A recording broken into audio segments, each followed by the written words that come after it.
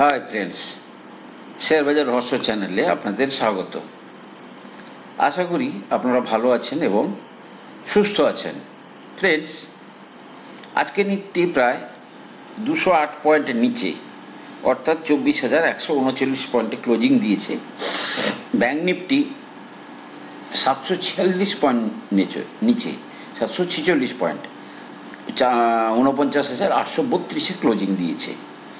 Domestic institutional investor 1240 কোটি টাকা কিনেছে, আর ফরেনাররা 2107 কোটি বিক্রি করেছে। আমি এই মার্কেট পড়ার কারণের আগে আমি আপনাদেরকে চার্টে একটা জিনিস বলতে চাই, সেটা একটু মাইনরলি অবজার্ভ করুন।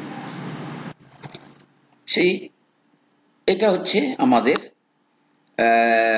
অগাস্ট মাসের ক্যান্ডেল। ওকে, নাও আমি এটাকে স্ট্রেটওয়ে এটার যে টাইম ফ্রেম যেটাকে আমরা বলি, এটা মান্থলি ক্যান্ডেল। আমি আগে টাইম ফ্রেমটাকে চেঞ্জ করতে করতে যাই। এবারে উইকলি ক্যান্ডেল, এবারে আসছে ডেইলি ক্যান্ডেল। ওকে, এবারে আসছে আমি যেটা আপনাদেরকে দেখাবো বলে রেখেছি, 1 আওয়ার ক্যান্ডেল। ওকে, জিনিসটা একটু হেজি লাগছে, ক্লিয়ার হয়ে যাবে। ফ্রেন্ডস দেখুন,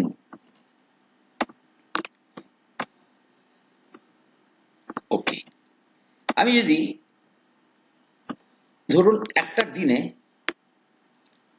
যদি একটা একটা ঘন্টা করা হয়, মার্কেট কতক্ষণ খোলা থাকে? ধরুন 9টা 15 থেকে 3:30, প্রায় 6.5 ঘন্টার কাছাকাছি। তো প্রত্যেকটা ধরুন একটা একটা ঘন্টার ক্যান্ডেল। কিভাবে ট্রেডাররা, মানে যারা ডে ট্রেডিং করে, তারা কিভাবে মার্কেটটাকে দেখার চেষ্টা করে, এবং বড় ইনভেস্টররা কিভাবে মার্কেটে পজিশন নেওয়ার চেষ্টা করে। এর চেয়েও আরো ছোট টাইম ফ্রেম আছে, 5 মিনিট পর্যন্ত টাইম ফ্রেম আছে। আমি জাস্ট আপনাদেরকে বোঝানোর জন্য নিয়ে এলাম। দেখুন, যদি আপনি 1 ঘন্টার ক্যান্ডেলে দেখেন, মার্কেট কিন্তু এই একটা চ্যানেলে কিন্তু কাজ করছিল।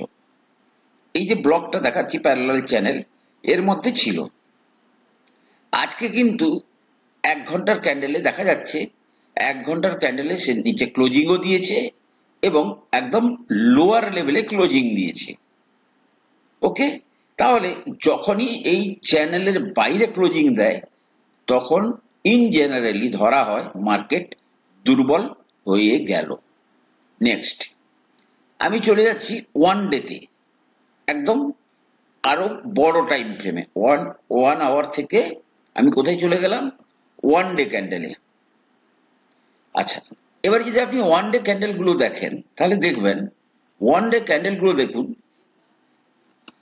এই লো, তারপরের দিনের এই লো, তারপরে দেখুন এই লো, তারপরে দেখুন এই লো।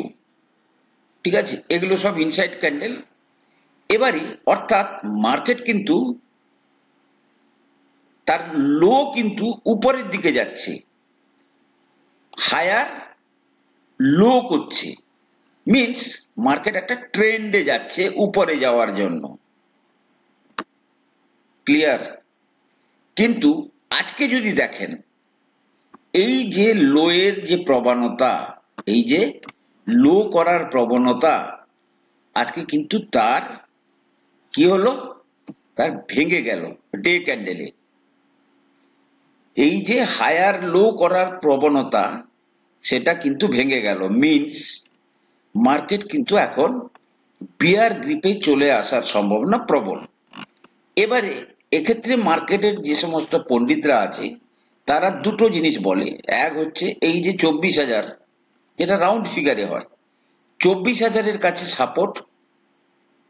ওকে, এটা কিন্তু তেমন কোনো বড় সাপোর্ট হিসাবে কাউন্ট নাও হতে পারে, যাই হোক 24,000-এর সাপোর্ট। নেক্সট, এটা তাহলে ডে ক্যান্ডেলে। এবারে একই জিনিসকে আমি যদি উইকের ক্যান্ডেলে নিয়ে চলে আসি,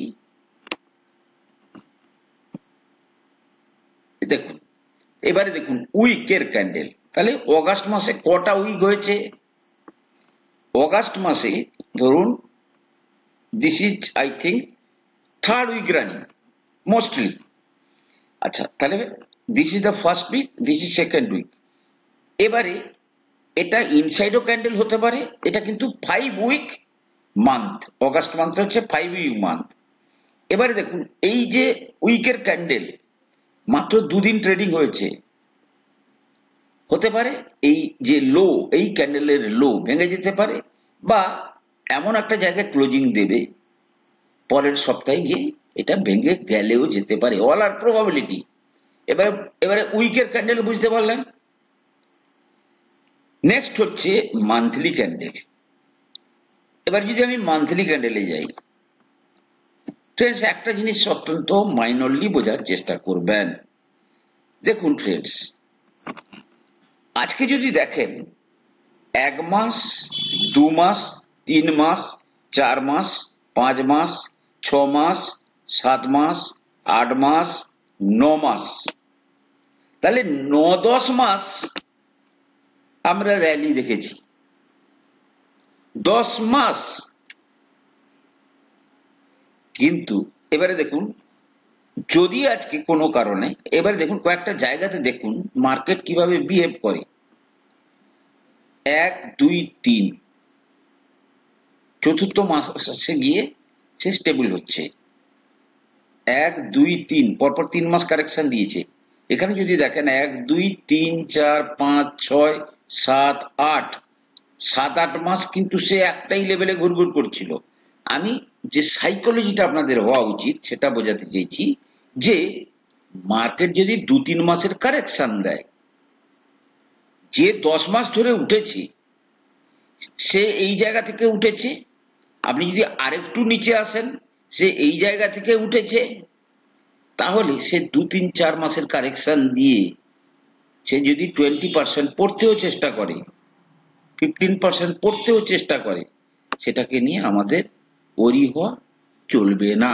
এটাই কিন্তু আমার মুখ্য জিনিস ছিল যেটাকে বোঝানোর, অর্থাৎ সাইকোলজিটাকে চেঞ্জ করতে হবে। এবারে কারণ কি দেখানো হচ্ছে, আমার কারণ কিন্তু একটাই, মার্কেট উপরে গেছে নিচে আসবে। নাও ফার্স্ট কারণ যেটা হচ্ছে, মর্গান স্ট্যানলের একটা গ্লোবাল ইন্ডেক্স আছে, সেখানে এইচডিএফসি ব্যাংকের ওয়েটেজ বাড়ানোর কথা, যতটা বাড়াবে বলছিল, যদি ওয়েটেজ বাড়ায় then fund flow to HDFC bank বাড়বে, মানে বেশি ফান্ড এইচডিএফসি ব্যাংকের শেয়ার কিনবে।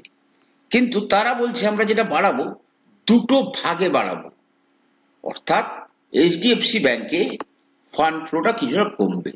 সো একদিনের ধাক্কায় 3% তাকে নিচে নামিয়ে দিল। দ্বিতীয় কি পতনের কারণ, ক্রুড প্রাইস, যেটা কালকেও 75-16 কাছাকাছি, 75-76 কাছাকাছি ছিল, আজকে সেটা 80-81 টাকাতে ট্রেড করছে। তৃতীয় যেটা, আদানি ইস্যুকে নিয়ে পলিটিক্স একটু, নাটকটা একটু বাড়ছে, রাজনীতির যে ব্যাপারটা যেটা এক্সপেক্টেডই ছিল। আমেরিকাতে এক তো আপনারা জানেন কি বলে, আমাদের যে যার যে বড় ইনভেস্টর আছে, যার কথা আমরা বারবার বলি, সে বাদ দিয়েও আর একজন আছে যার নাম হচ্ছে চার্লস সোরস, এই জর্জ সোরস। ঠিক আছে, জর্জ সোরস হচ্ছে তারা একটু লিবারেল, যেমন ধরুন তারা এই ডোনাল্ড ট্রাম্প, ভারতীয় জনতা পার্টি, এরা যারা এই ধরনের যারা অত্যন্ত কট্টরবাদী হয়, মানে ডোনাল্ড ট্রাম্পের ওখানটাতে কি আছে, দে সাপোর্ট হোয়াইটস মেনলি আর কি, মানে তারা ব্ল্যাকদেরকে অতটা বেশি পছন্দ করে না। তো জর্জ সোরস হচ্ছে তার যে টাকা রোজগার, উনি কিন্তু প্রচুর ইয়েও করেন, পছন্দ ডোনেশনও করেন। যাই হোক, এই যে টোটাল এপিসোডটার পেছনে, এই যে হিন্ডেনবার্গের যে টোটাল এপিসোডটার পেছনে জর্জ সোরস ইনভলভ আছে। ঠিক আছে, যে এই মানে যে কংগ্রেসকে সাপোর্ট করে এবং ভারতের মার্কেটকে ফেলার চেষ্টা করছে। সো এই সমস্ত ক্যাওটিক জিনিস নিয়ে মার্কেটের লজিক দেওয়া হচ্ছে মার্কেট কেন নিচে এলো। আমার লজিক হচ্ছে কি, যে সমস্ত ঘটনাপঞ্জি ঘটেছে এই সমস্ত ঘটনাপঞ্জিকে অতিক্রম করেই কিন্তু মার্কেট এই উপরে এসেছিল। মার্কেট যখন উপরে এসেছিল আজকে 9-10 মাস ধরে, তখনও কিন্তু একদম তাকে কেউ রাস্তা দিয়ে দেয়নি, সে চলে এসছে। তাকেও কিন্তু এই সমস্ত ঘটনাপঞ্জি কিন্তু অতিক্রম করতে হয়েছে। কিন্তু আজকে যখন ফল হচ্ছে তখন কিন্তু এই সমস্ত জিনিসকে গুরুত্ব দিয়ে বলা হচ্ছে এই কারণে হয়েছে। সুতরাং মেন জিনিস হচ্ছে যেখানে 10-11 মাসের র্যালি হয়েছে, 2-3 মাসের পজ বা কারেকশন অত্যন্ত জরুরি। দ্বিতীয় পয়েন্ট হচ্ছে চিন্তিত কারা, যাদের 15 থেকে 20 লক্ষ টাকার পোর্টফোলিও, কথাই বলছি, উইথ লট অফ লায়াবিলিটি, তারাই কিন্তু সবচেয়ে বেশি গরিব।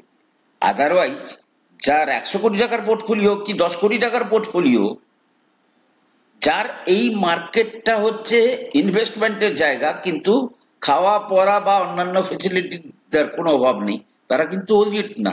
বা যারা কিছুদিন টাইম পাস করে নিয়েছে তাদের জন্য কিন্তু মার্কেট ওরিট না। সুতরাং মার্কেটে যতক্ষণ পর্যন্ত না আপনার স্টেটা দীর্ঘায়িত হচ্ছে ততক্ষণ পর্যন্ত কিন্তু আপনাকে এই সমস্ত চিন্তা কিন্তু থাকবে। আপনি যখন 3-4 বছর অতিক্রম করবেন ততদিনে আপনার কিন্তু বহু শেয়ার মাল্টিপল রিটার্ন দেবে। মাল্টিপল মানে কি, অনেক গুণ রিটার্ন দেবে, 5 গুণ, 6 গুণ, 7 গুণ, 8 গুণ, এরকম বহু শেয়ার থাকবে। তখন কিন্তু আপনার মধ্যে অত চিন্তা কাজ করবে না, বা আপনি যখন থাকতে থাকতে আপনার মধ্যে সাইকোলজিক্যাল ইমপ্রুভমেন্ট আসবে যে হ্যাঁ আপনি অনেক বেটার জায়গাতে তখন মার্কেটকে এই সমস্ত ব্যাড নিউজকে অতিক্রম করতে পারবেন। ওই জন্য আমি আমার প্রথম এপিসোডে প্রথম ভিডিওতে বলেছিলাম যে মার্কেটের এই যে কি বলে র্যাগিং, এটা কিন্তু আপনাদেরকে কিন্তু যারা সহ্য করতে পারবে তারাই কিন্তু এই মার্কেটে টিকে থাকবে। অন্যদিকে ফ্রেন্ডস দেখুন, ব্যাংকিং অ্যান্ড ফাইন্যান্সিয়াল সেক্টর একটা এমপ্লয়মেন্টের একটা স্ট্যাটিস্টিক্স বেরিয়েছে যে নন ব্যাংকিং ফাইন্যান্স কোম্পানিগুলো দেশে সবচেয়ে বেশি চাকরি দিয়েছে। প্রায় 60% তাদের যে নর্মাল চাকরি দেওয়ার যে প্রবণতা, সে জায়গায় 60% রাইজ হয়েছে। অর্থাৎ তারা যদি 100 জনকে চাকরি দিত, সেক্ষেত্রে এবারে তাদের সেটা হয়েছে কত, 165 জনকে। ওকে, বা অন্যান্য ব্যাংকিং সেক্টরেও এই যে স্যালারি এমপ্লয়মেন্ট দেওয়ার এটা অত্যন্ত বেড়েছে 7.2% ইন, মানে এটা তো 25 সালের ফার্স্ট হাফ চলছে এই পিরিয়ডে, যেটা যারা মানে জব মার্কেটের জন্য এটা একটা ভালো খবর। ইন্ডাস্ট্রিয়াল প্রোডাকশন, আমাদের একটা ইন্ডেক্স আছে যেটা হচ্ছে যেরকম ভাবে আপনার ইনফ্লেশনের ইন্ডেক্স আছে, তেমনি ভাবে ইন্ডাস্ট্রিয়াল প্রোডাকশনের একটা ইন্ডেক্স আছে। সেটাও প্রতি মাসে মাসে দেখা হয় যে কে কিভাবে বাড়ছে। এখানে দেখা যাচ্ছে যে ফ্যাক্টরি আউটপুট, যেটা গত মাসে অর্থাৎ জুন মাসে 6.2% বেড়েছিল, সরি মেতে যেটা 6.2 বেড়েছে, এবারে জুনের ডাটা এসছে, জুনে সেটা 4.2% বেড়েছে, অর্থাৎ কিছুটা কমেছে ফ্যাক্টরি প্রোডাকশন। এবারে তার পেছনে লজিক দেওয়া হবে যে কোম্পানিরা মানে প্রোডাকশন কম করছে, এত ইন্টারেস্টে তারা কি প্রোডাকশন করবে করবে করবে, এই সমস্ত বিভিন্ন বাহানা দেওয়া হবে। So these all are the news.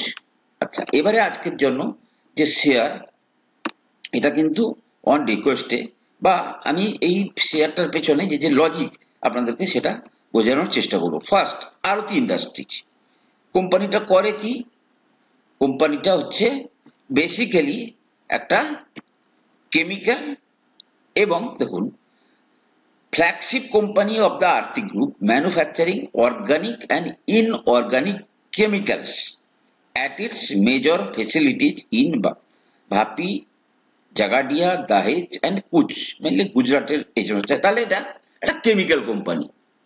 দ্বিতীয় হচ্ছে তাহলে মানে কেমিক্যাল সেক্টরে স্লোডাউন থেকে তারা একটু বেটার জায়গায় যাচ্ছে।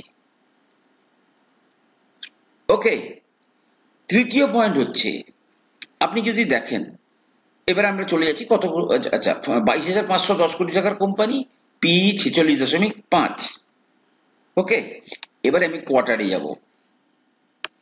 ইয়াস, কোয়ার্টার কি বলছে, মার্চ কোয়ার্টারের তুলনায় এবারে রেজাল্ট কি এসছে, বেশি এসছে, 1855 কোটি টাকার সেলস, আর প্রফিট কত, 137 কোটি, অর্থাৎ মার্চ কোয়ার্টারের তুলনায় বেটার।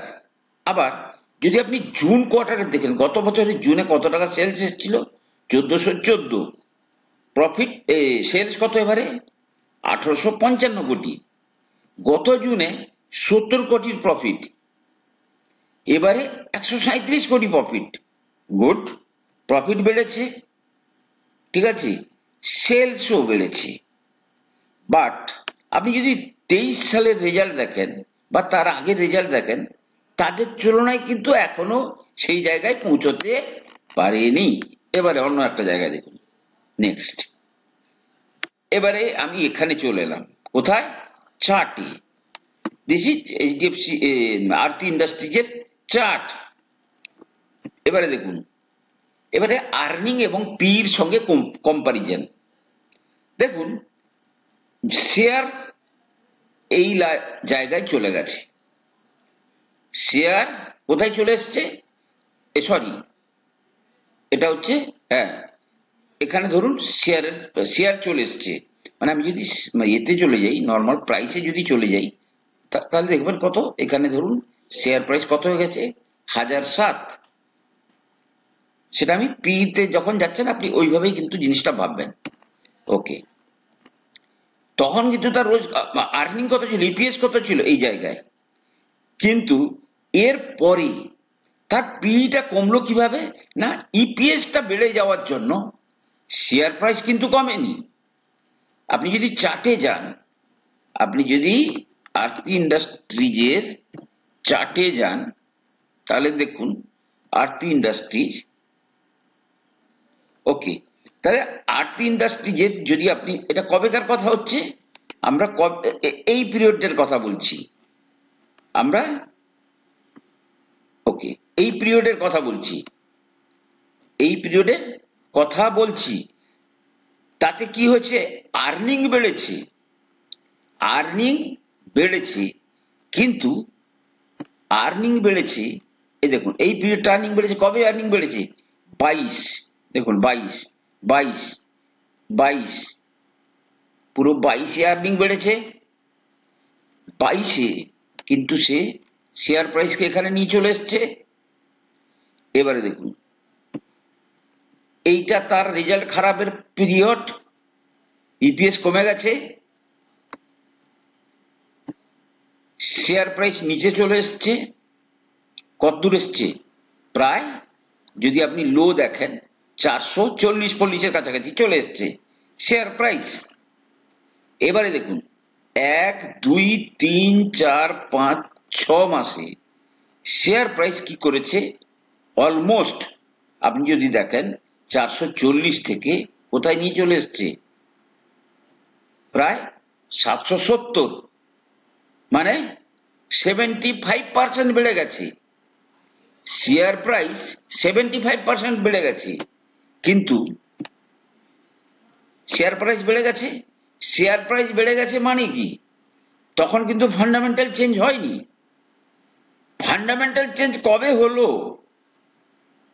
আজকে হলো, আজকে হলো, কিন্তু যেহেতু ফান্ডামেন্টাল চেঞ্জ হয়নি, শেয়ার প্রাইস বেড়ে কোথায় চলে গেছিল, কত পিইতে চলে গেছিল, এইখানে যদি দেখেন আপনি দেখবেন প্রায় 64-র কাছাকাছি চলে গেছিল, পি কত হয়ে গেছিল, 64। কোত্থেকে, দেখুন এখানে যদি দেখেন 16 থেকে 64 হয়ে গেছে। এবার এসে কিন্তু মার্কেটকে সবাইকে বোকা বানানোর জন্য সে কিন্তু আগে ভাগে কিন্তু শেয়ার প্রাইসকে বাড়িয়ে দিয়েছে। এবারে রেজাল্টও ভালো আসবে, সেও কিছুটা নিচে আসছে, সেও কিছুটা নিচে আসছে। যেমন ধরুন সে কিন্তু উপর থেকে যদি দেখেন প্রায় প্রায় 20%-এর কাছাকাছি সে কিন্তু কারেকশন দিয়ে দিয়েছে। হতে পারে শেয়ার এই লেভেলে যদি তার ফান্ডামেন্টাল স্টোরি ইন্টারনালি বেটার হয়, তাহলে এই জায়গাটাতে আবার কিছুদিন থাকার পরে সে কিন্তু র্যালি দেবে। সবকিছুই কিন্তু নির্ভর করছে মার্কেট কি অবস্থায় থাকবে আগামী 2-3 মাসের জন্য। সুতরাং এই শেয়ারটাতে ইনভেস্ট করার আগে এই সমস্ত কিছু মাথায় রাখবেন। যদি কোনো কারণে 2-3 মাস ধরে মার্কেট এমন কোনো বড় পরিস্থিতিতে শিকার হলো, সেক্ষেত্রে কিন্তু এই সমস্ত শেয়ার আরো নিচে চলে আসলেও আসতে পারে। অল আর প্রবাবিলিটি। ফ্রেন্ডস, আমি কোনো সেবি রেজিস্টার্ড অ্যানালিস্ট নই। কোনো শেয়ারে কেনা বা বিক্রির আগে আপনারা কিন্তু আপনাদের ফাইন্যান্সিয়াল অ্যাডভাইসারের পরামর্শ নিয়েই কিন্তু শেয়ারে ইনভেস্ট করবেন। ভালো থাকুন, সুস্থ থাকুন। ভিডিওটা বড় হয়ে গেল, কথা হবে পরের এপিসোডে।